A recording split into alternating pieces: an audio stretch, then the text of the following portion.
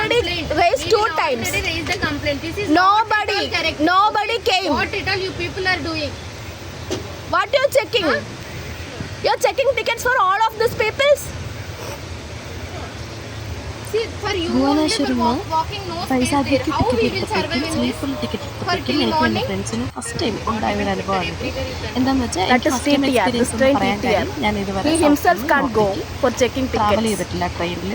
So അതുകൊണ്ട് എനിക്കൊരു first time experience ആണ്. അതുകൊണ്ട് ഞാനിപ്പോൾ എൻ്റെ കൂടെ ഉണ്ടായിരുന്ന പാസഞ്ചേഴ്സ് പറഞ്ഞ പോലെ ഇത് നോർമലൈസ് ചെയ്യാനുള്ള അത്ര മണ്ടത്തരമൊന്നും എനിക്കില്ല. കാരണം അത് നോർമലൈസ് ചെയ്യേണ്ട കാര്യമില്ല എന്ന് എനിക്കറിയാം.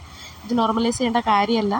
സ്ലീപ്പറിൽ നമ്മൾ ടിക്കറ്റ് എടുത്ത് പോകുന്നുണ്ടെങ്കിൽ, നമ്മൾ പൈസ കൊടുത്ത് പോകുന്നുണ്ടെങ്കിൽ നമ്മുടെ സീറ്റ് നമുക്കുള്ളതാണ്. അത് വേറെ ആരും കയറിയിരിക്കേണ്ട കാര്യമില്ല.